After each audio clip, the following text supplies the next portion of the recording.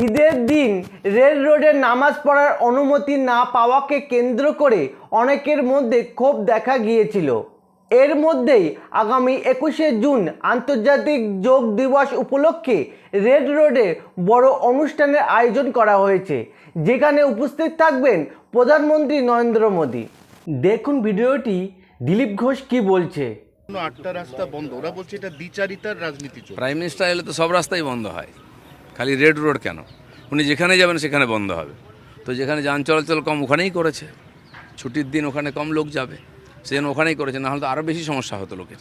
না, প্রশ্নটা ছিল যে নামাজ পড়তে 15 মিনিট লাগে, সেটা দেওয়া হলো না। 15 মিনিটের জন্য কত ঘন্টা আটকানো হতো?